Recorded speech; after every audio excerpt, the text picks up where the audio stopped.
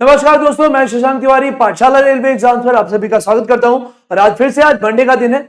Monday से यानी आपकी संडे को क्लास आपकी ऑफ रहती है करंट अफेयर्स की। तो आज हम 3 और 4 दोनों ही तारीख का करंट अफेयर्स एक साथ करेंगे। और आज आपका जो करंट अफेयर्स है वो 4 तारीख नहीं है, 4 तारीख के साथ आपका 3 तारीख का भी है। और आप लोग की एक प्रॉब्लम आज सॉल्व हो जाएगी। कौन सी? जो आप लोग को राइटिंग बहुत पतली दिखाई दे रही थी, वो मैं आप लोग की आज रिजॉल्व कर दूंगा। ठीक है, तो चलिए बिना कुछ विलंब किए हम लोग अपने क्वेश्चन स्टार्ट करते हैं। तो पहला क्वेश्चन आज हम लोगों का क्या है?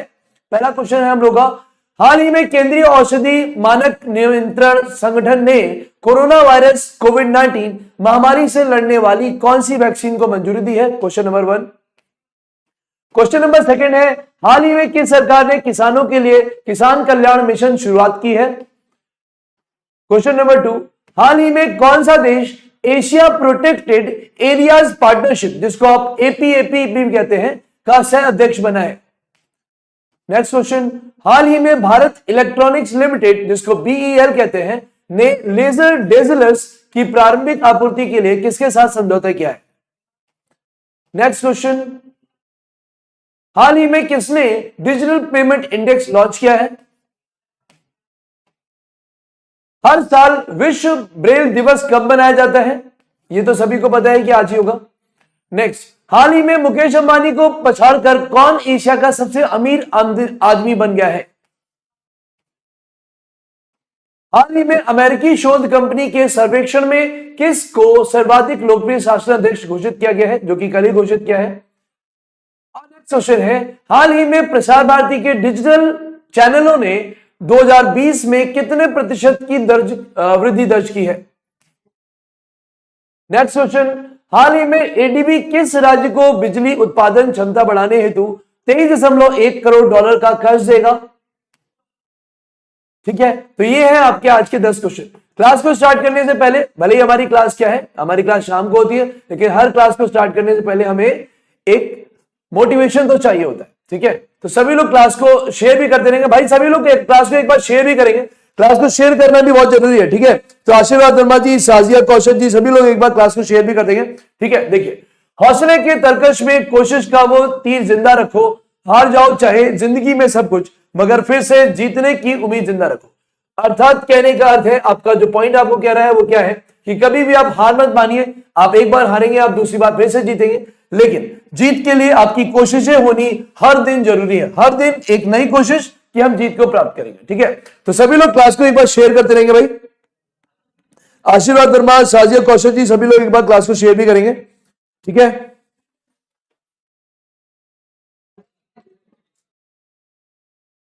चल पहला क्वेश्चन आपकी स्क्रीन पर लगा है, हाल ही में केंद्रीय औषधि मंत्रालय की बात कर रहा है। हाल ही में केंद्रीय औषधि मानक नियंत्रण संगठन ने कोरोना वायरस यानी कोविड-19 महामारी से लड़ने वाली कौन सी वैक्सीन को मंजूरी दी है? तो ध्यान रखिएगा, आपका जो सेंट्रल ड्रग, ध्यान रखिएगा, central drug standard control organisation जो है, इसका मुख्यालय कहां पर है भाई? इसका मुख्यालय है दिल्ली में। ठीक है, इसका मुख्यालय कहां पर है? इसका मुख्यालय दिल्ली में है और 1911 से मेन रूप से ये काम कर रहा है, वो तो हम बाद में पढ़ेंगे। Central drugs standard control organisation, जो कि आईसीएमआर के साथ काम करता है। आईसीएमआर को भी मैं बता रहा हूं आपको। तो central drug standard control organisation जो है, उसने अभी हाल ही में, कल ही 3 जनवरी 2021 को उसने घोषणा की है कि कोवैक्सीन को भारत में इमरजेंसी के आधार पर क्या किया जाएगा? इमरजेंसी के आधार पर भारत में कोविड-19 की महामारी को रोकने के लिए यूज किया जाएगा। तो कोवैक्सीन इसका आंसर हो गया। अब ये बात आती है, क्वेश्चन में आपके बहुत सारे कैसे बनते हैं, एक क्वेश्चन में आपके क्वेश्चंस कैसे बनेंगे, तो वो देखिए। सबसे पहले हम देखते हैं आपका क्या, central drug standard control organisation, जिसको आप सीडीएसओ कहते हो, इसका मुख्यालय कहां पर है भाई? इसका मुख्यालय आपका दिल्ली में। ठीक है, क्लियर हो गया? तो आपका इसका मुख्यालय कहां पर है? दिल्ली में है। इसको कौन कंट्रोल करता है भाई? तो ministry of health services control करते हैं। ध्यान रखिएगा, मिनिस्ट्री ऑफ हेल्थ इसको कंट्रोल करते हैं। मिनिस्ट्री ऑफ हेल्थ के मिनिस्टर कौन से भाई? हर्षवर्धन है। कौन है भाई? हर्षवर्धन है। सभी लोग एक बार क्लास को शेयर भी करेंगे। ठीक है, करंट अफेयर्स को साथ साथ पढ़ते रहना जरूरी है। अगर साथ साथ नहीं पढ़ेंगे तो यहां पर आपका कंप्लीट नहीं होगा। ठीक है, चलिए ध्यान रखिएगा, मिनिस्ट्री ऑफ हेल्थ के मिनिस्टर कौन है भाई? हर्षवर्धन जी है। ठीक है, ministry of health and family. अब यहां से क्वेश्चन आता है, जो सीडीएसओ है, जो आपका दिल्ली में काम करता है, ये किसके साथ काम करते हैं? ये आईसीएमआर के साथ काम करते हैं। आईसीएमआर क्या है? Indian council of medical research. तो आईसीएमआर क्या करेगा? आईसीएमआर की स्थापना कब हुई थी भाई? आईसीएमआर की स्थापना भी हुई थी 1911 में। इनका भी मुख्यालय कहां पर है? दिल्ली में। ठीक है, अब क्वेश्चन आते हैं, यहां पर बहुत सारे ऑप्शन है तो इनकी चीरफाड़ करते हैं क्योंकि एक ही क्वेश्चन बहुत सारे क्वेश्चन बनाने हैं। तो कोवैक्सीन को किसने तैयार किया है भाई? Serum institute of India plus आपकी बायोटेक, भारत बायोटेक ने इसको तैयार किया। ठीक है, तो भारत बायोटेक और serum institute of India, serum institute of India कहां काम करता है भाई? ये आपका पुणे में काम करता है। भारत बायोटेक कहां काम करती है? इसका हेडक्वार्टर कहां पर है भाई? इसका क्या हेडक्वार्टर है? हैदराबाद में। ठीक है, क्लियर है सभी को? तो इनका हेडक्वार्टर हैदराबाद में है। सीरम इंस्टीट्यूट ऑफ इंडिया का हेडक्वार्टर कहां पर है? पुणे में। इन लोगों ने ध्यान रखिएगा, एक और बात मैं आपको बता दूं, वर्ल्ड की लार्जेस्ट सीरम इंडस्ट्री है ये। ठीक है, इंडिया की serum institute of India world की लार्जेस्ट सीरम इंडस्ट्री है। ठीक है, उसके बाद पी फाइजर क्या है भाई? पी जो फाइजर है, ये जैसे इंडिया में कोवैक्सीन को आधिकारिक घोषित किया गया है, वैसे ही फाइजर को यूएसए में घोषित किया गया है। और इसको बनाने वाले कौन है? P Pfizer plus BioNTech, BioNTech. ठीक है, उसके बाद अगर बात करें हम कोविशील्ड की, तो ध्यान रखिए कोविशील्ड किसने बनाई है भाई? सभी लोग एक बार क्लास को शेयर भी करते रहेंगे। ठीक है, सभी लोग क्लासेस को शेयर भी करेंगे। तो कोविशील्ड किसने बनाई है भाई? कोविशील्ड बनाई है आपकी, किसने बनाई है? एस्ट्राजेनिका और ऑक्सफोर्ड, ऑक्सफोर्ड यूनिवर्सिटी और एस्ट्राजेनिका। अब क्वेश्चन ये बनता है कि एस्ट्राजेनिका कहां की कंपनी है? तो ध्यान रखिएगा ये आपकी कैम्ब्रिज की है, यूनाइटेड किंगडम की। ठीक है, तो ध्यान रखिएगा कोविशील्ड को कौन तैयार कर रहा है? ऑक्सफोर्ड और एस्ट्राजेनिका तैयार कर रहे हैं। कोवैक्सीन भारत में स्वदेशी बनी है, सीरम इंस्टीट्यूट ऑफ इंडिया और बायोटेक। ठीक है, फाइजर को किसने तैयार किया है? पी फाइजर और बायोएनटेक ने तैयार किया है। और लास्ट क्वेश्चन आता है जाइडस कैडिला। तो ध्यान रखिएगा अहमदाबाद में आधारित है एक और वैक्सीन कंपनी, अहमदाबाद में 1952 में बनाई गई थी बेटा ये, जिसको बोला गया था क्या? Cadila medicine limited, Cadila medicine limited. ठीक है, तो कैडिला मेडिसिन लिमिटेड जो है, कैडिला मेडिसिन लिमिटेड 1952 में आई थी और अहमदाबाद में इसको स्थापित किया गया। और इन्होंने भी भारत में स्वदेशी बनाई है, खैर ये आधिकारिक नहीं है लेकिन फिर भी बनी है। तो जाइडस कैडिला, तो ये चारों ही क्या है? वैक्सीन है जिनका भारत में बहुत नाम है और भारत में भी ये तैयार हुई है, या स्वदेशी या फिर विदेशी कंपनियों की मदद से। तो कोविशील्ड को ऑक्सफोर्ड और एस्ट्राजेनिका ने बनाया था, कोवैक्सीन को एसआईआई और बायोटेक ने बनाया है, फाइजर को पी फाइजर और बायोएनटेक ने बनाया है, और जाइडस कैडिला को आपका कैडिला मेडिसिन ने बनाया। ठीक है, क्लियर है सभी का? तो ये सारे क्वेश्चन आपके हो गए। ठीक है, नेक्स्ट क्वेश्चन में आते हैं।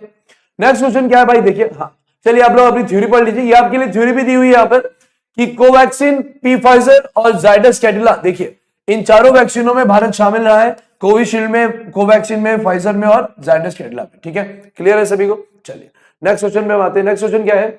हाल ही में किस सरकार ने किसानों के लिए किसान कल्याण मिशन स्टार्ट किया है? तो ध्यान रखिएगा 3 जनवरी 2021 को कल यूपी की गवर्नमेंट ने घोषणा की है कि किसान कल्याण योजना एक शुरू होगी, जो कि उत्तर प्रदेश में के लिए शुरू हो रही है। ठीक है, तो आंसर तो क्या होगा आपका? उत्तर प्रदेश। अब यहां पर और जो क्वेश्चन बनते हैं, किसान कल्याण योजना किसके लिए बनी है? किसानों के लिए बनी है। ठीक है, तो ध्यान रखिए भाई, अब यहां से मेरे दोस्त बहुत सारे क्वेश्चन बनते हैं आपके एग्जाम में। ठीक है, कैसे क्वेश्चन बनेंगे? रशिया की वैक्सीन का नाम है स्पुतनिक। ठीक है, रशिया की वैक्सीन का नाम है स्पुतनिक। ठीक है, चल जो किसान कल्याण मिशन है ये किसके लिए बना है? ये किसानों के लिए बना है, किसान की आय को दोगुनी करने के लिए। किसान की आय को दोगुना करने के लिए क्या किया जाएगा? आपका क्या तैयार किया जाएगा? किसान कल्याण मिशन तैयार किया जाएगा। ठीक है, ये मिशन जो होगा ध्यान रखिएगा ये 3 सेक्टर्स में जाएगा। पहला कृषि का विकास, कृषि से संबंधित उपकरणों का विकास और कृषि से संबंधित टेक्नोलॉजीज का विकास। ठीक है, तो योगी आदित्यनाथ जी ने इसको जब लॉन्च किया है तो किसानों की आय को दुगना करने के लिए किसान कल्याण मिशन लॉन्च किया गया। किसने किया है? उत्तर प्रदेश गवर्नमेंट ने किया है। ठीक है, अगर एमपी की बात करेंगे, हिमाचल की बात करें, तो ध्यान रखिए हिमाचल के सीएम कौन है भाई? हिमाचल के सीएम जयराम ठाकुर है,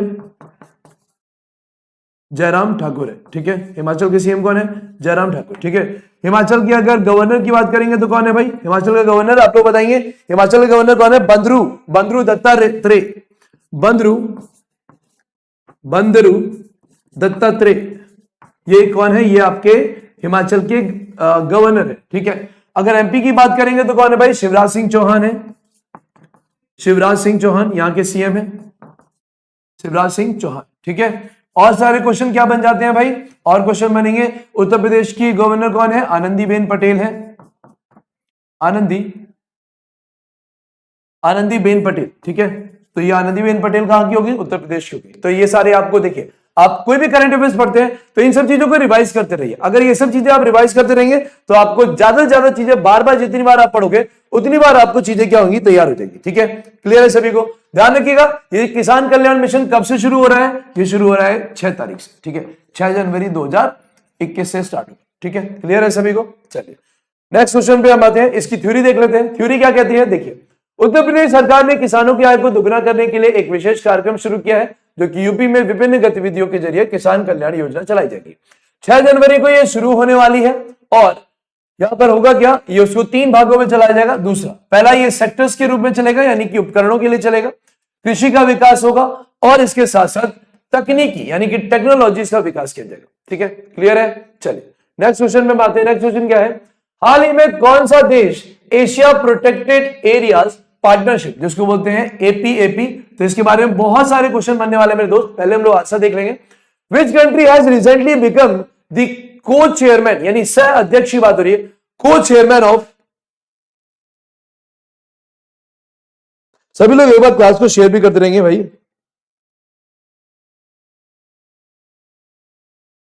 सभी लोग एक बार क्लास को शेयर भी करेंगे, ठीक है। तो which country has recently become the को चेयरमैन, यानी कि सह अध्यक्ष की बात कर रहे हैं, तो कौन सा देश एपीएपी का सह अध्यक्ष बन गया है। तो कौन सा देश बना है भाई, आंसर तो यहां पर आपका क्या है, भारत है, ठीक है। भारत को 3 साल की सह अध्यक्षता मिली है एपीएपी की। अब हम जान लेते हैं कि एपीएपी आपका है क्या, ठीक है। सह अध्यक्षता भारत को 3 साल के लिए मिली है, मतलब 2023 तक के लिए मिली है, ठीक है। अब जानते हैं एपीएपी है क्या, तो ध्यान रखिएगा एपीएपी का फुल फॉर्म तो सामने लिखा हुआ है आपका, क्या क्या लिखा है भाई, एशिया प्रोटेक्टेड एरियाज पार्टनरशिप। ध्यान रखिएगा एपीएपी एक ऑर्गेनाइजेशन के रूप में, पार्टनरशिप के रूप में शुरू हुआ 2014 में, ठीक है। ये किसके अधीन चलते हैं, ये आईयूसीएन के अधीन चलते हैं। ये आईयूसीएन क्या है, अब इसके बारे में जान लेते हैं। तो आईयूसीएन क्या है भाई, आईयूसीएन है international union for the conservation of nature, conservation of nature, ठीक है। तो ध्यान रखिएगा ये क्या है, ध्यान रखिएगा आईयूसीएन की स्थापना कब हुई थी भाई, आईयूसीएन की स्थापना 1948 में की गई थी, एक अंतरराष्ट्रीय संगठन के रूप में। International union for the conservation of nature, प्रकृति के संरक्षण के लिए एशिया के देशों ने मिलकर क्या किया, इसका एक संगठन बनाया जिसके अधीन एपीएपी को रखा गया। ध्यान रखिएगा एपीएपी का सह अध्यक्ष बनाया अभी कौन, भारत। लेकिन ध्यान रखिएगा एपीएपी का अध्यक्ष तो हमेशा ही कौन रहता है, आईयूसीएन ही रहता है, ठीक है। अभी तक एपीएपी का अध्यक्ष कौन था, तो ध्यान रखिएगा अभी तक कौन था, साउथ कोरिया था। साउथ कोरिया की सदस्यता अभी खत्म हुई है, ठीक है, इनकी सदस्यता समाप्त हो गई है, तो उसकी जगह पर किसको बनाया गया है, भारत को, ठीक है। ये पूरा आईयूसीएन किस कॉन्टिनेंट में काम करता है भाई, तो ये पूरा आईयूसीएन किस कॉन्टिनेंट में काम करता है, केवल एशिया के लिए काम करता है, ठीक है। तो इतना क्लियर हुआ सभी का। सभी लोग एक बार क्लास को शेयर भी करते रहेंगे भाई, है ना, सभी लोग क्लासेस को शेयर भी करेंगे।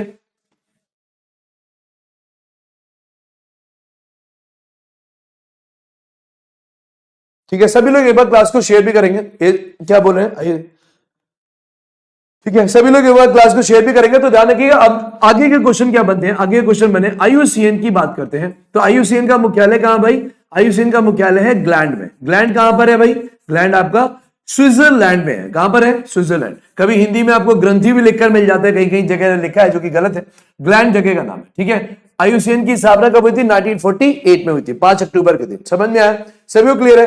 ध्यान रखिएगा इसके अभी सीईओ कौन है, ग्रेटेल इक्विलर। इसके आईयूसीएन के सीईओ कौन है दोस्तों, ग्रेटेल इक्विलर।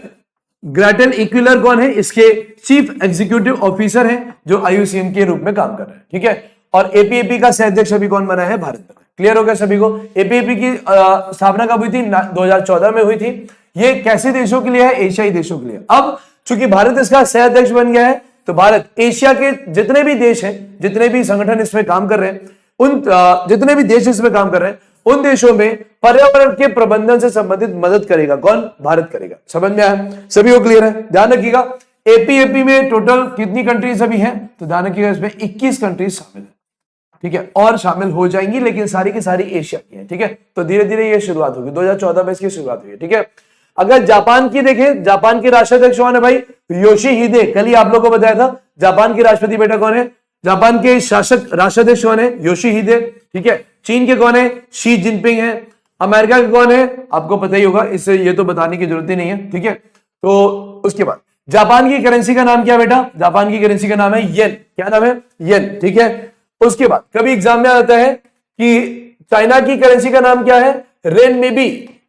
रेनमिबी चाइना की करेंसी का नाम है। ठीक है, और अगर अमेरिका की बात करेंगे तो अमेरिका का सभी को पता है क्या? US dollar. ठीक है, तो जापान के करेंसी येन हो गई, जापान के राष्ट्राध्यक्ष योशिहिदे हो गए, चीन के शी जिनपिंग हो गए, चीन की करेंसी रेनमिबी हो गई, अमेरिका के आपके राष्ट्रपति आपको पता ही है, और इसके साथ अमेरिका की जो करेंसी है वो आपकी डॉलर है। भारत की आपको पता ही है, भारत के तो बहुत फेमस भी है। ठीक है, नेक्स्ट क्वेश्चन में हम आते हैं। नेक्स्ट क्वेश्चन देखिए, भारत को नवंबर 2023 तक, देखिए अभी मैंने आपको बताया भारत को नवंबर 2023 तक क्या किया गया है? इसका सदस्य बनाया गया, यानी कि भारत को कितने साल के लिए सदस्यता मिली है? 3 साल के लिए सदस्यता मिली है। ठीक है, सभी लोग क्लास को शेयर भी करते रहेंगे भाई। ठीक है, तो देखिए 2023 तक भारत के सदस्य है, कितने साल के लिए? 3 साल के लिए है। एपीएपीए है, संयुक्त अध्यक्ष के रूप में कौन बना है? भारत बना है। देख 2020 तक किसने कार्यभार संभाला था?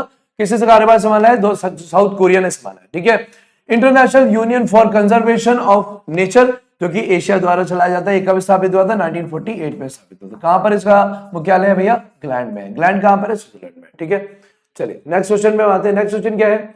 हाल ही में भारत इलेक्ट्रॉनिक्स लिमिटेड, ध्यान रखिएगा अभी कोई समझौते हुए हैं और ऐसा समझौता पहली बार ही हुआ है। हाल ही में भारत इलेक्ट्रॉनिक्स लिमिटेड, जिसको आप क्या बोलते हो? बीईएल कहते हो। ठीक है, लिख लेते हैं हम यहाँ पे, बीईएल ने लेजर डेजलर्स, लेजर डेजलर्स क्या होते हैं भाई? ध्यान रखिएगा, ये रेडिएशन डेजलर्स की बात कर रहा है, जो कि चमकीली रोशनी छोड़ते हैं। डेजलर्स, DAZZLERS। ठीक है, कि प्रारंभिक आपूर्ति के किसके साथ समझौता हुआ है? तो आंसर तो आपको मैं बता देता हूं।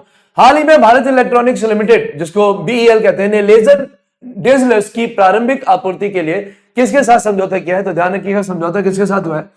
इंडियन नेवी के साथ समझौता हुआ है। अब यह समझौता जो कल हुआ है 3 तारीख को, वो क्या है मैं आपको बताता हूं। ध्यान रखिएगा, पहली बात तो लेजर डेजलर्स होते क्या है? लेजर डेजलर्स एक ऐसे उपकरण है जिसको कि जनरली डीआरडीओ ने बनाया है, लेकिन इसका जो निर्माण कार्य कर रहा है वो अभी आपको बीईएल कर रहा है। बीईएल आपका ये पुणे की इनकी जो एजेंसी है वहां पर ये काम कर रहे हैं। अब लेजर डेजलर है क्या? पहले ये देखो, लेजर डेजलर्स होते हैं ऐसे उपकरण होते हैं जो कि अपने सुरक्षित स्थानों पर, अपना कोई भी ऐसा सुरक्षित स्थान जहां पर सेना किसी और को आने देना नहीं चाहती, तो वहां पर किसी प्रकार के वाहन को, किसी प्रकार के एरोप्लेन को, या किसी भी प्रकार के दूसरे देशों के वाहनों को प्रवेश करने से रोकने के लिए उनको चेतावनी के लिए यूज किया जाता है, जिसको आप लेजर डेजलर्स कहते हो। ये क्या करेगा? ये लाइट एमिट करता है, और लाइट एमिट इतनी तेज करेगा कि अगर कोई वायुयान भी होगा तो अपने रास्ते से वो विचलित हो जाता है, या किसी इंसान के ऊपर भी इसकी लाइट जली जाएगी तो थोड़ी देर के लिए वो दिशा भ्रमित हो जाता है। तो ये किसी को, ध्यान रखिएगा, ये एंटी हर्ट है, किसी को हानि पहुंचाने के लिए नहीं। सभी लेजर डेजलर्स क्या करेगा? अपने इलाके की सुरक्षा करता है, दुश्मन को मारता नहीं। तो लेजर डेजलर आपको क्या करेगा? आपको दुश्मन को वहां पर आने से चेतावनी देगा कि यहां मत आओ, और इस तरीके से लाइट एमिट करके उसको रास्ता उसका क्या करेगा? भंग करेगा। ठीक है, लेजर डेजलर्स का निर्माण कार्य अभी कौन कर रहा है? बीईएल कर रही है, वो बाकी मैं आपको बताता हूं। लेजर डेजलर्स की बात आपको समझ में आई गई होगी। ये जो एलडी होते हैं लेजर डेजलर्स, या जो रेडिएशन डेजलर्स है, ये 20 पहली बार ऐसा हुआ है कि 20 एलडी यानी कि लेजर डेजलर्स को अब बीईएल बनाकर किसको देगी? इंडियन नेवी को प्रदान कर रही है। ठीक है, तो ये जो 20 जो एलडी है, जिनको हम लेजर डेजलर्स कह रहे हैं, ये कौन बना रहा है? बीईएल बना रही है। ठीक है, कौन बना रहा है? बीईएल बना रही है। क्लियर है सभी को? अब यहां पर क्वेश्चंस कैसे आते हैं, देखिए ध्यान से सुनिएगा। यहां पर क्वेश्चन क्या है? बीईएल की कौन सी एजेंसी बना रही है? पुणे की एजेंसी बना रही है। ठीक है, अब यहां पर बहुत सारे क्वेश्चन आए, जैसे कि इंडियन नेवी का क्वेश्चन आ रहा है। इंडियन नेवी का क्वेश्चन आ रहा है, तो इंडियन नेवी के चीफ कौन है भाई? सभी लोग इंडियन नेवी के चीफ के बारे में लिखेंगे, क्लास को सभी लोग शेयर भी करेंगे। नितिन राजपूत जी, शमशद अली, आशीर्वाद, अनिल, साजिया, अमित, रेवाती यादव, सभी लोग एक बार क्लास को शेयर करेंगे। Ishfaq Mir ji, I will talk you later, मैं थोड़ी देर में आपसे बात करूंगा। बरस चौधरी जी, बहुत बहुत नमस्कार। सभी लोग एक बार क्लास को शेयर भी करेंगे। ठीक है, तो ध्यान रखिएगा। अब बात आती है यहाँ पर क्या? यहाँ पर आती है बीईएल की और आपकी नेवी की। तो ध्यान रखिएगा, बीईएल कब बना था? बीईएल बना है 1954 में। भारत इलेक्ट्रॉनिक्स लिमिटेड का गठन कब हुआ था? 1954 में हुआ था। कहां पर हुआ था भाई? इसका गठन हुआ था बैंगलोर में। तो ध्यान रखिएगा, इसका मुख्यालय कहां पर है? बैंगलोर में है। लेकिन इसकी एक संस्था है जो कहां काम करती है? पुणे में काम करती है। ठीक है, जो इस समय इसके चेयरमैन है एमवी गॉटेन। एमवी गॉटेन इसके चेयरमैन के रूप में काम करते हैं। ठीक है, अगर नेवी की बात करें तो नेवी का गठन कब हुआ था भाई? नेवी का गठन हुआ था 1950 में। 1950 में नेवी अपनी बनी थी, इंडियन नेवी। और इस समय कौन है भाई? इस समय एडमिरल करमबीर सिंह। एडमिरल करमबीर सिंह क्या है? इसके नेवी चीफ है। ठीक है, और एडमिरल यानी कि जो सबसे ऊंची रैंक होती है। ठीक है, क्लियर है सभी को? अब उसके बाद क्वेश्चन आता है, इसको बना कौन रहा है? तो लेजर डेजलर्स को बनाया किसने? डीआरडीओ ने बनाया है। ये तो इसको केवल आगे चल के इसकी सब्सिडीज बना रहे। तो डीआरडीओ का गठन कब हुआ था भाई? डीआरडीओ का गठन हुआ था 1958 में, 1958 में। ठीक है, इसका मुख्यालय कहां पर है भाई? दिल्ली में है। कल भी मैंने आपको बताया था, डीआरडीओ भारत का सबसे बड़ा रिसर्च सेंटर है जो सबसे ज्यादा लेबोरेटरीज भी रखता है। और अगर डीआरडीओ की बात करें तो डीआरडीओ के हेड कौन है भाई? सतीश रेड्डी जी हैं। कौन है? सतीश रेड्डी है। ठीक है, सतीश रेड्डी इसके अध्यक्ष। ठीक है, चेयरमैन। क्लियर हो गया सभी को? अब यहां पर आता है भारतीय वायुसेना, या बेटा लोग आता है यहां पर भारतीय थल सेना। भारतीय वायुसेना और थल सेना के बारे में बात करेंगे तो थल सेना अध्यक्ष कौन है भाई? मनोज मुकुंद है। ठीक है, यहां तक सभी को क्लियर है? सभी लोग लिख भी रहे हैं तो सभी लोग क्लास को एक बार शेयर भी करते रहेंगे भाई। ठीक है, चलिए अब यहां पर बात करते हैं किसकी? हम यहां पर बात करते हैं भारतीय वायुसेना की और भारतीय थल सेना की। तो थल सेना में कौन है? मनोज मुकुंद।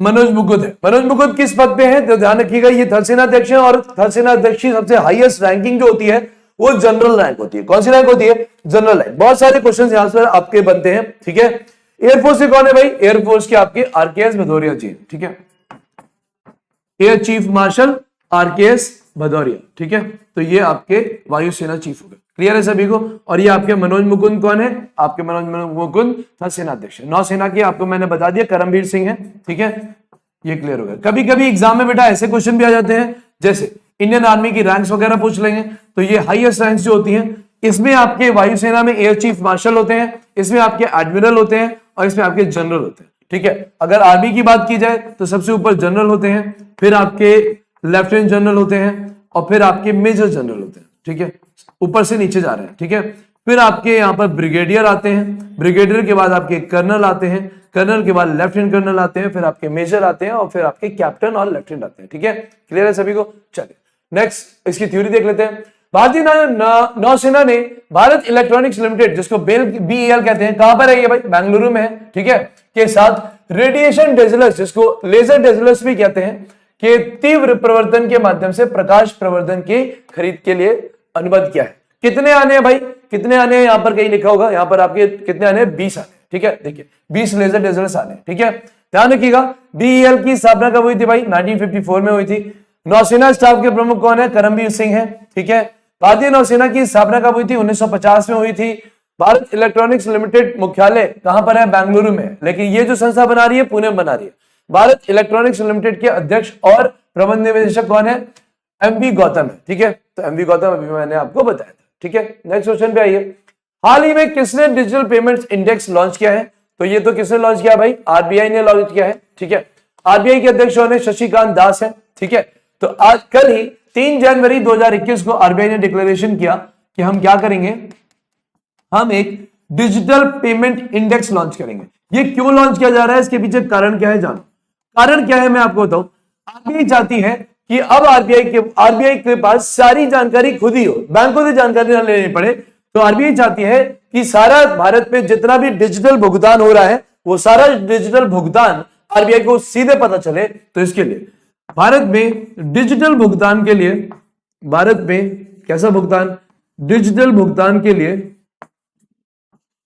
डिजिटल भुगतान के लिए क्या करना पड़ेगा? के लिए आपको डीपीआई, आपको डिजिटल पेमेंट इंडेक्स का निर्माण किया जा रहा है। ठीक है, ये डिजिटल पेमेंट इंडेक्स जो है, ध्यान रखिएगा, ये डिजिटल पेमेंट इंडेक्स का जो बेस ईयर होगा वो बेस ईयर होगा आपका 2018। 2018 से बेस ईयर बनाकर डिजिटल पेमेंट इंडेक्स 2018 से 19, 19 से 20 तक का जितना भी डिजिटल पेमेंट हुआ है वो सारा डिजिटल पेमेंट 5 पैरामीटर्स में निकाला जाएगा।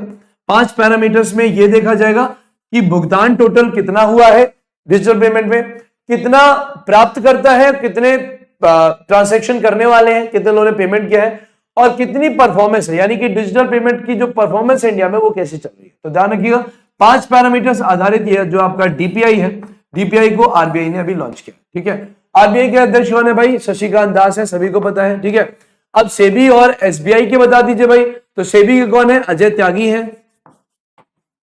सेबी के कौन है? अजय त्यागी है। और क्वेश्चन में जाते हैं, सेबी का आपका मुख्यालय कहां पर है? मुंबई में है। ठीक है, सेबी का मुख्यालय मुंबई में है। तो सेबी की स्थापना कब हुई थी? 1988 में हुई थी, लेकिन काम करना कब शुरू किया था? 1992 में काम करना शुरू किया था। ठीक है, एसबीआई के बारे में पूछेंगे तो एसबीआई के अध्यक्ष कौन है भाई? सभी लोग इनका बताएंगे। एसबीआई के अध्यक्ष कौन है? एसबीआई के अध्यक्ष कौन है भाई? दिनेश कुमार है ना। एसबीआई के अध्यक्ष कौन है? दिनेश कुमार। सभी लोग क्लास को एक बार शेयर करेंगे। ठीक है, एसबीआई के अध्यक्ष कौन है? दिनेश कुमार। ठीक है, दिनेश कुमार। तो इतने सारे वर्ड हो गए।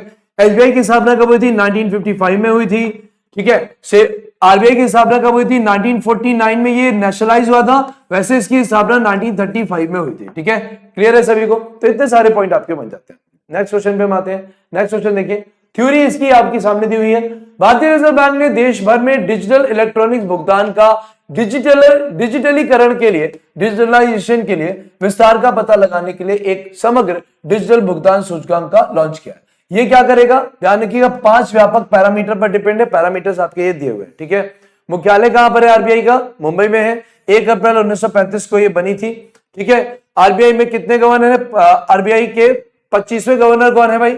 शशिकांत दास है। कितने डिप्टी गवर्नर होते हैं? 4 डिप्टी गवर्नर होते हैं। पात्रा वगैरह जी के बारे में आप लोगों ने नाम पढ़ ही लिए थे। ठीक है, चलिए नेक्स्ट क्वेश्चन पे हम आते हैं। Next question, when is world's braille दिवस? तो ध्यान रखिएगा, पहली बात तो जानने की ब्रेल है क्या? ब्रेल दिवस। ठीक है, उससे पहले सभी लोग एक बार क्लास को शेयर भी करते रहेंगे। ठीक है,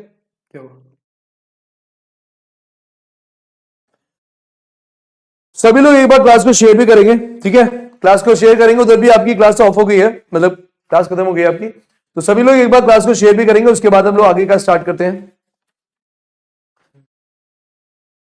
ठीक है, तो सभी लोग क्लास को एक बार शेयर करते रहिए भाई। चलिए, अब आपका क्वेश्चन क्या आता है? क्वेश्चन आ रहा है, when is world Braille day celebrated every year? पहली बात तो ये ब्रेल है क्या, ये बवाल को जानना है हमें। ठीक है, तो ध्यान रखिएगा, ब्रेल है क्या? तो ध्यान रखिएगा, ब्रेल एक लुइस ब्रेल नाम के एक फ्रेंच हुआ करते थे। लुइस ब्रेल नामक एक फ्रेंच थे। ये एक शिक्षक थे और अंधे थे। ठीक है, तो ये अंधे होने के बावजूद, ध्यान रखिएगा, अंधे होने के बावजूद इन्होंने क्या किया? अंधे लोगों को पढ़ने के लिए जो शिक्षा प्रणाली निकाली वो लुइस ब्रेल ने निकाली थी। तो अंधे लोगों की क्या शिक्षा के लिए व्यवस्था को इन्होंने ही बनाया था, जिसकी वजह से ये क्या हुए? बहुत ज्यादा विख्यात हुए। ठीक है, कहां के रहने वाले हैं? ये फ्रांस के थे। और लुइस ब्रेल का जन्मदिन होता है कौन सी तारीख को? 4 जनवरी को। तो 4 जनवरी को उनके जन्म की वजह से, सभी लोग एक बार क्लास को शेयर भी करेंगे भाई। 4 जनवरी को उनके जन्म की वजह से, लुइस ब्रेल के जन्म की वजह से फ्रेंच गवर्नमेंट ने इसको डिक्लेयर करवाया था कि इसको क्या बनाया जाएगा? वर्ल्ड ब्रेल डे बनाया जाएगा। ठीक है, वर्ल्ड ब्रेल डे किसके बर्थडे पर मनाया जाता है? लुइस ब्रेल के। कहां के थे ये? फ्रांस के थे। इन्होंने अंधे लोगों की शिक्षा के लिए काम किया। उसके बाद डिक्लेरेशन किसने किया था? अब ध्यान से सुनिएगा, यहां बहुत सारे पॉइंट मिले आपको। ठीक है, डिक्लेरेशन यूएनजीए ने किया था। यूनाइटेड नेशन जनरल असेंबली बोलते हैं इसको। ठीक है, यूएनजीए क्या है? यूनाइटेड नेशन जनरल असेंबली है। कौन से वर्ष में घोषित किया था? 2018 में घोषित किया गया। ठीक है, 2 साल पहले घोषित किया गया था। ठीक है, तो 2018 में घोषित हुआ यूएनजीए द्वारा क्या, कि इसको क्या मनाया जाएगा? वर्ल्ड ब्रेल डे मनाया जाएगा। क्लियर हो गया सभी को? अब बात आती है यूएनजीए की, और ये कहां के रहने वाले हैं? फ्रांस के। तो देखो यहां से खूब सारे क्वेश्चन हम बना लेते हैं। ठीक है, जैसे यूएनजीए का फुल फॉर्म क्या है भाई? यूनाइटेड नेशन जनरल असेंबली, है ना। अब यूएनजीए क्या है भाई? ध्यान रखिएगा, यूएनजीए की स्थापना कब हुई थी? 1945 में हुई थी। ठीक है, यूनाइटेड नेशन जनरल असेंबली की स्थापना। ठीक है, उसके बाद वॉल्कर कौन है? इसके चेयरमैन है वॉल्कर, इनका पूरा नाम है वॉल्कर बोस्क्विर। ठीक है, वॉल्कर बोस्क्विर इसके चेयरमैन के रूप में काम करते हैं। ठीक है, यूएनजीए किसके अधीन काम करती है? तो यूएनजीए यूएनओ की एक सब्सिडियरी के रूप में काम करती है। ठीक है, अब ये हो गया। उसके बाद इसका सेंटर कहां पर है भाई? इसका सेंटर आपका न्यूयॉर्क में। ठीक है, इतने सारे क्वेश्चन बन गए। अब आते हैं फ्रांस पे। तो फ्रांस पे अगर हम आएंगे तो फ्रांस के क्वेश्चन क्या क्या बन जाएंगे। पहली बात, फ्रांस की राजधानी क्या है, पेरिस है, सभी को पता है बेटा, ठीक है। उसके बाद फ्रांस के राष्ट्राध्यक्ष कौन है, इमैनुअल मैक्रोन। इमैनुअल मैक्रोन 2-3 दिन में मैं कई बार बता चुका हूं। आपने देखा होगा पिछले क्लास में आपको मैंने IFSCA का अध्यक्ष का नाम बताया था। आज की क्लास में क्वेश्चन आया था इंजेती आया था कि नहीं आया था, इंजेती श्रीनिवासन। तो वो क्वेश्चन अभी भी आ रहे हैं, ठीक है। तो फ्रांस की राजधानी पेरिस हो गई, इमैनुअल मैक्रोन यहाँ के राष्ट्राध्यक्ष हो गए। अब उसके बाद फ्रांस की जो आपकी करेंसी है, तो ध्यान रखिए फ्रैंक, ये इनकी लोकल करेंसी है, ठीक है। इनकी एक और करेंसी चलती है, कौन सी, यूरो चलती है।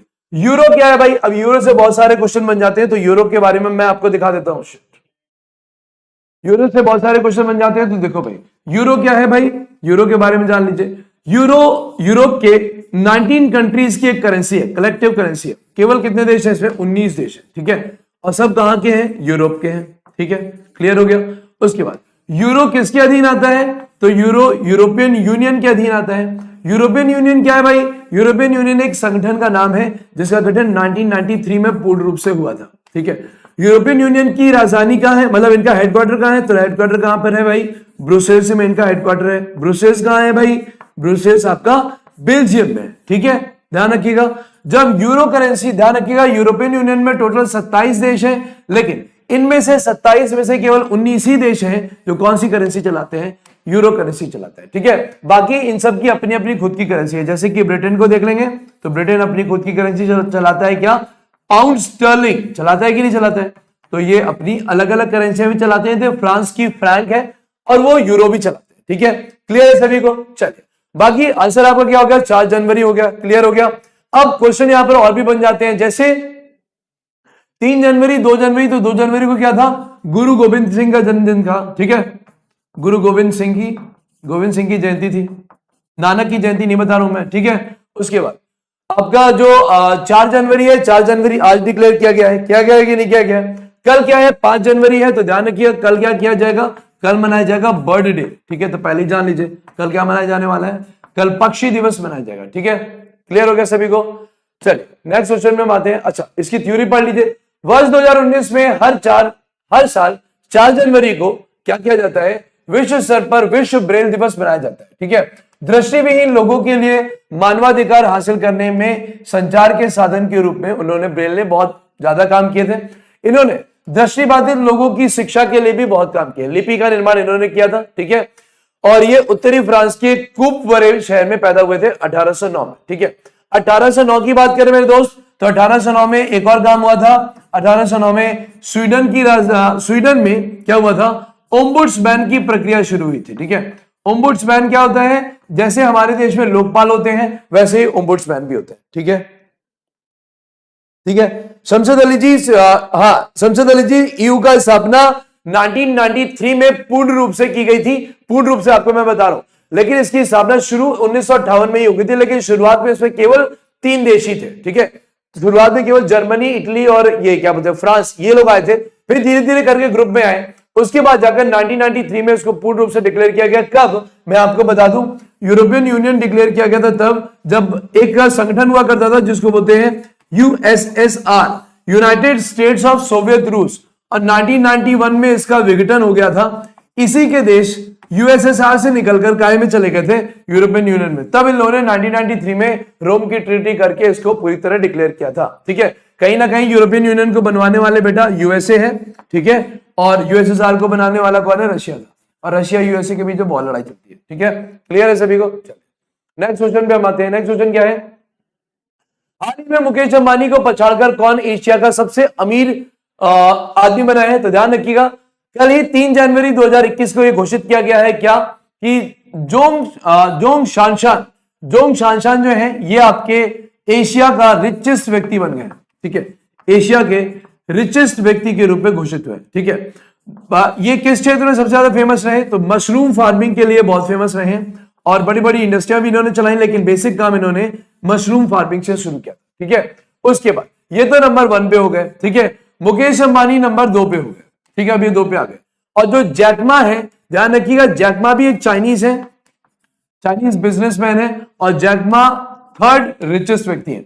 तो पहले रिचेस्ट हो गए जोंग शानशान, दूसरे हो गए मुकेश अंबानी, तीसरे हो गए जैक मा। ठीक है, बाकी आपका एक और नाम आ रहा है ताडाशी यानाई। तो आपको मैं बता दूं ये भी एक बिजनेसमैन ही है और ये कहां के हैं, जापान के। ठीक है, जापानीज बिजनेसमैन है। ठीक है, आपको मैं बता दूं इनके बारे में, जो ताडाशी यानाई हैं, आपको इनके बारे में बता दूं ये दुनिया के 41वें रिचेस्ट व्यक्ति के रूप में घोषित किए गए हैं। ठीक है, फोर्ब्स पत्रिका ने इनको दुनिया का 41वां सबसे रिचेस्ट व्यक्ति घोषित किया है। और आपको बता दें जापान के सबसे रिचेस्ट, जापान के सबसे अमीर व्यक्ति है। ठीक है, तो जापान के सबसे अमीर व्यक्ति के रूप में ताडाई क्या है, ताडाशी यानाई घोषित किए जाते हैं। ठीक है, तो इतना सारा आपको इसमें बताया। तो ये हो गई आपकी क्या, इनकी थ्योरी। ठीक है, क्लियर सभी को? ठीक है, तो ध्यान रखिए मुकेश अंबानी बेटा कल ही का ही है। तो मुकेश अंबानी को अभी हाल ही में पीछे किया है किसने, मुकेश अंबानी को पीछे किया है ताडाशी यानाई, वो जोंग चांशान है। लेकिन डॉली बेटा ध्यान रखना, इसको ध्यान रखिएगा, जो आपके जोंग चांशान है और मुकेश अंबानी है, इनमें केवल इनके बीच में जो फर्क है वो 50 इनके बीच में इनके बीच में जो अंतर है वो 50 करोड़ डॉलर का है। ठीक है, तो 50 करोड़ डॉलर ये लोग कभी से भी कमा लेंगे। मुकेश अंबानी अपनी शेयरिंग, अपनी इंडस्ट्री की शेयरिंग बहुत कर रहे हैं। तो अभी हाल ही में इन्होंने साउथ कोरिया की कई कंपनियों से शेयरिंग की बात की है। तो जहां ये अपने शेयर बेचेंगे वहीं ये नंबर 1 पे पहुंचेंगे। ठीक है, क्लियर हो गया सभी का? तो ध्यान रखिए केवल 50 करोड़ डॉलर का ही फर्क है इनमें। ठीक है, देखिए भाई, चीन के बोतल वाटर किंग के रूप में कहे जाने वाले, इनको बोतल वाटर किंग भी कहते हैं, के रूप में कहे जाने वाले जोंग शानशान, जो आपके एशिया के सबसे अमीर व्यक्ति बन गए हैं। उन्होंने भारत के मुकेश अंबानी को पीछे छोड़कर यह स्थान हासिल कर लिया। ठीक है, दूसरे नंबर पे कौन है, दूसरे नंबर पे आपके जैक मा है, नो तीसरे नंबर पे जैक मा है, दूसरे नंबर पे कौन है, मुकेश अंबानी है, और पहले नंबर पे कौन हो गया, जोंग। ठीक है, क्लियर है सभी को?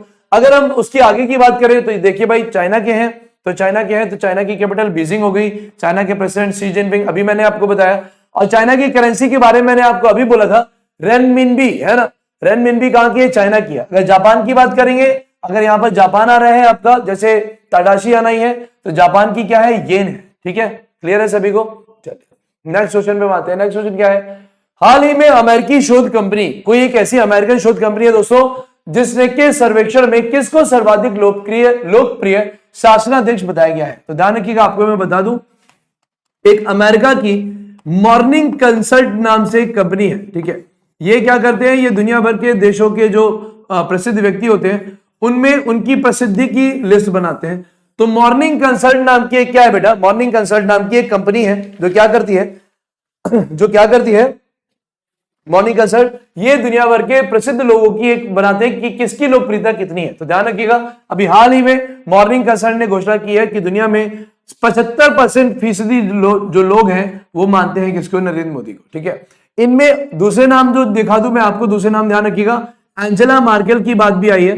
एंजेला मार्केल क्या है, एंजेला मार्केल जर्मनी की चांसलर है। ठीक है, एंजेला मार्केल जर्मनी की क्या है, जर्मन चांसलर है। ठीक है, तो जर्मन चांसलर एंजेला मार्केल को क्या बोला गया है, एंजेला मार्केल को बोला गया है कि ये इनके समर्थन में 24% लोगों ने क्या दिए, मत दिए। तो 75% जो मत मिले हैं वो केवल मोदी जी को मिले हैं, 24% जो मत मिले हैं, 25% जो मत मिले हैं वो आपको एंजेला मार्केल को मिले। ठीक है, और इसमें क्वेश्चन आ जाता है, एक बोरिस जॉनसन जो है, बोरिस जॉनसन, ध्यान रखिएगा, बोरिस जॉनसन को क्या मिला है, बोरिस जॉनसन को 0 मिला है। लेकिन ध्यान रखिएगा ये 0 में, निगेटिव में नहीं है। बाकी डोनाल्ड ट्रंप, किंग जोंग और व्लादिमीर पुतिन, इनको जो परसेंटेज मिला है वो निगेटिव में क्या है। ठीक है, ध्यान रखिएगा, डोनाल्ड ट्रंप क्या है भाई, डोनाल्ड ट्रंप अमेरिकन थे। ठीक है, राष्ट्राध्यक्ष के रूप में। फिर आती है आपकी किंग जोंग की बात, किंग जोंग क्या है भाई, नॉर्थ कोरिया के राष्ट्राध्यक्ष है। और ध्यान रखिएगा, नॉर्थ कोरिया के राष्ट्राध्यक्ष किंग जोंग जो है, यहाँ की करेंसी क्या है, वॉन है। ठीक है, नॉर्थ कोरिया की करेंसी क्या है, वॉन है, और नॉर्थ कोरिया में 2011 से ये वहां के राष्ट्राध्यक्ष बने बैठे हैं। ठीक है, व्लादिमीर पुतिन की बात कर लें तो ये प्रेसिडेंट है कहां के, ये प्रेसिडेंट है रशिया के। ठीक है, ध्यान रखिएगा, इन्हीं के नाम के आधार पर वहां पर स्पुतनिक नाम की क्या बनी है, वैक्सीन बनी है। ठीक है, जो ये रशिया ब्राजील के साथ मिलकर बना रहे हैं। ठीक है, तो स्पुतनिक वैक्सीन को इन्हीं के नाम पे बनाया जा रहा है, और व्लादिमीर पुतिन वहां के प्रेसिडेंट है। ठीक है, ध्यान रखिएगा, अभी यहाँ के जो पीएम थे कौन थे भाई, दिमित्री मेदवेदेव थे, जिन्होंने हाल ही में क्या किया, रिजाइन दे दिया। तो दिमित्री मेदवेदेव यहाँ के पीएम थे। आपको मैं बता दूं, व्लादिमीर पुतिन और दिमित्री मेदवेदेव सन 2000 से लगातार रशिया का राष्ट्राध्यक्ष संभाल रहे थे। आगे पीछे इनके यहाँ क्या होता है बेटा, इनके यहाँ प्रेसिडेंट और प्राइम मिनिस्टर इंटरचेंज हो जाते हैं, हमारे यहाँ नहीं हो सकते। तो व्लादिमीर पुतिन क्या हुआ, व्लादिमीर पुतिन प्रेसिडेंट है, अभी प्रधानमंत्री दिमित्री मेदवेदेव ने क्या दिया है, इन्होंने अपना इस्तीफा दिया। क्या दिया है, इस्तीफा दिया है। क्लियर हो गया सभी को? अच्छा कोई बात नहीं, ठीक है। हाँ, इनका नाम पता नहीं क्यों इतना ज्यादा आता है ना दीपक, पता नहीं क्यों इतना दुनिया इनको मान रही है, ठीक है। क्लियर है? तो आंसर हो गया आपका मोदी, ठीक है। क्लियर हो गया? अब हम लोग को तो पढ़ना ही ना बेटा, हम लोग तो पढ़ना ही पड़ेगा। अमेरिका की एक शोध कंपनी मॉर्निंग कंसल्ट के बारे में अभी मैंने आपको बताया, मॉर्निंग कंसल्ट ने हाल ही में जारी एक सर्वेक्षण में प्रधानमंत्री नरेंद्र मोदी को सर्वाधिक लोकप्रिय राष्ट्राध्यक्ष बताया है। मॉर्निंग कंसल्ट के हिसाब से जब सर्वेक्षण हुआ तो 75% मत इनको मिले, उसके बाद 20% लोगों ने इनको नकार दिया, ठीक है। जर्मनी की चांसलर 25% इनको मिले, और जो बोरिस जॉनसन है, जो आपके ब्रिटेन के राष्ट्राध्यक्ष हैं, प्रधानमंत्री हैं, बोरिस जॉनसन की रेटिंग क्या रही, नकारात्मक रही है, मतलब कि निगेटिव में आ गई, ठीक है। वैसे इनकी 0 बताई जा रही है, लेकिन यहां पर निगेटिव कह रहे हैं, ठीक है, ध्यान रखिएगा। उसके बाद नेक्स्ट क्वेश्चन में हम आते हैं, हाल ही में प्रसार भारती के डिजिटल चैनलों ने 2020 में कितने प्रतिशत वृद्धि की है? ध्यान रखिएगा, कोविड की वजह से सारा का सारा सिस्टम बंद हो चुका था। तो जब कोविड शुरू हुआ तो आपने सुना देखा होगा 2 बार तो रामायण चलाई गई है ना, 2 बार तो रामायण चलाई गई। और ये सब किस पे चलाई गई बेटा, ये सब चलाई गई किस पे, ये सब चलाई गई थी आपकी, किस पे चलाई गई है, डीडी न्यूज चैनल पे, है ना, डीडी पे चलाई गई, और आपका प्रसार भारती पे चली है, और आपका ऑल इंडिया रेडियो पे चलाई गई, है ना। क्लियर है? तो ध्यान रखिएगा, यहां पर आपका क्वेश्चन क्या कह रहा है, सभी लोग एक बार क्लास को शेयर भी करेंगे। तो recently what percentage of growth of Prasar Bharati digital channels in 2020 registered. तो ध्यान रखिएगा, इस बार ध्यान रखिएगा, प्रसार भारती का जो डिजिटल चैनलों ने 2020 में कितने प्रतिशत वृद्धि की है, तो आपको मैं बता दूं 100% से ज्यादा वृद्धि बोली गई, ठीक है। पिछले सालों के हिसाब से अगर देखा जाए तो इस बार ध्यान रखिएगा 3 है, एक तो आपका डीडी चैनल हो गया, एक आपका ऑल इंडिया रेडियो हो गया, ठीक है, और एक हो गया प्रसार भारती हो गया, ठीक है, प्रसार भारती, ठीक है। अब मेरी बात जरा ध्यान से आप लोग सुन लीजिएगा, सारे पॉइंट मैं आपको बता देता हूं, ठीक है। अगर आप यहां पर क्या बात करेंगे, यहां पर आप डीडी चैनल की बात करेंगे और प्रसार भारती की बात करेंगे और ऑल इंडिया रेडियो की बात करेंगे, तो आपको मैं बता दूं जो ऑल इंडिया रेडियो था ये स्टार्ट हुआ था बेटा 1927 में, 1927 में, ठीक है। उसके बाद अगर हम बात करें डीडी चैनल और प्रसार भारती की, तो डीडी चैनल स्टार्ट हुआ था आपका 1959 में, 1959 में, ठीक है।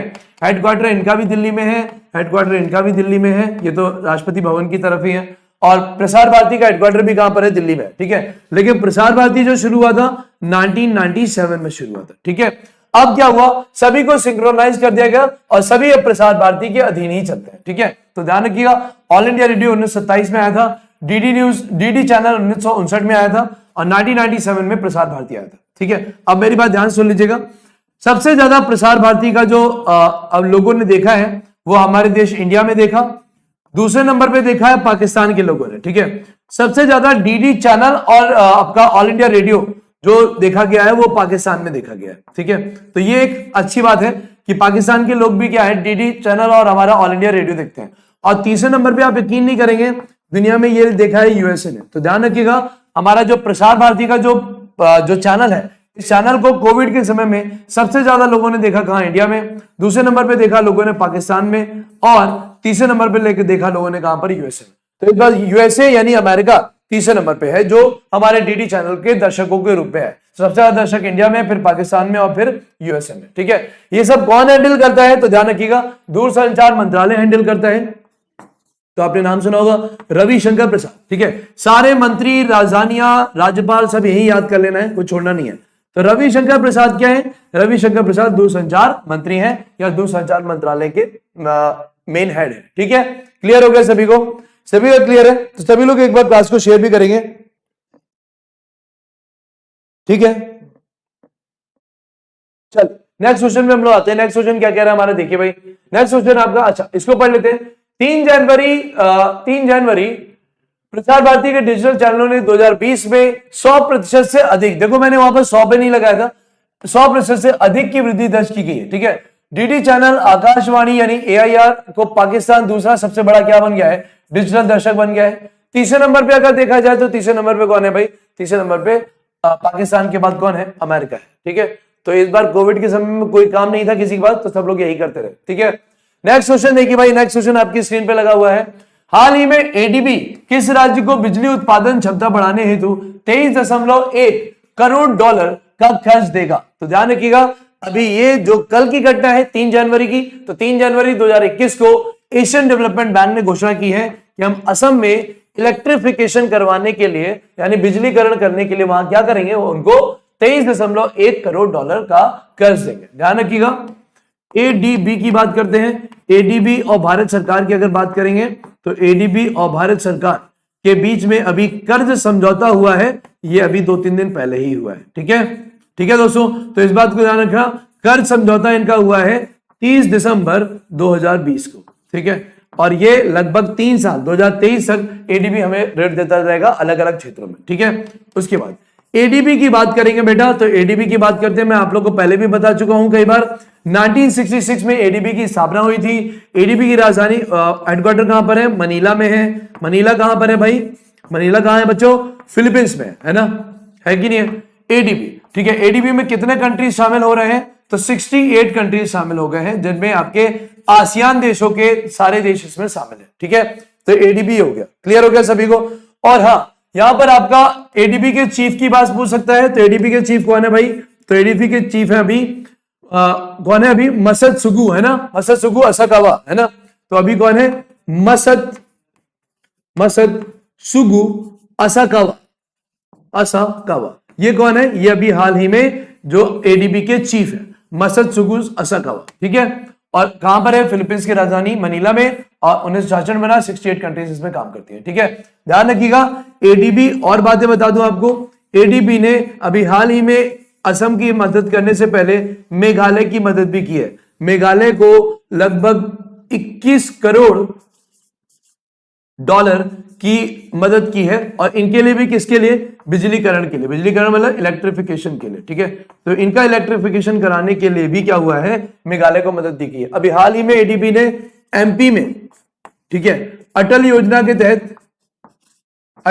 के तहत वहां पर सीवेज लाइन और वहां पर सफाई कार्य करवाने के लिए एमपी की भी मदद की। अभी हाल ही में किसकी की है, असम की है। ठीक है, अगर यहां पर हम लोग और चीजें देख लें तो इतना आपने देख लिया होगा, क्लियर है सभी को, मसत्सुगु असाकावा। ठीक है, क्लियर है। चलिए बाकी की चीजें मैं आपको बता दूं, देखिए भाई यहां पर असम दिया है और आपको क्या दिया है, मिजोरम दिया है कि नहीं दिया है, तो अच्छा हाँ, और दूसरा आपको मैं बता दूं, ये जो बिजलीकरण उत्पादन है ये कहां पर होने वाला है, ये हाइड्रो इलेक्ट्रिसिटी प्रोजेक्ट होगा, ये हाइड्रो इलेक्ट्रिसिटी प्रोजेक्ट होगा, यानी कि कार्बन हाउस गैस नहीं छोड़ी जाएगी। ठीक है, और आपको मैं बता दूं ये कोपली नाम की एक रिवर है, ब्रह्मपुत्रा की सहायक नदी है कोपली, तो कोपली रिवर पर यहां पर क्या किया जाएगा, 120 मेगावाट विद्युत उत्पादन किया जाएगा।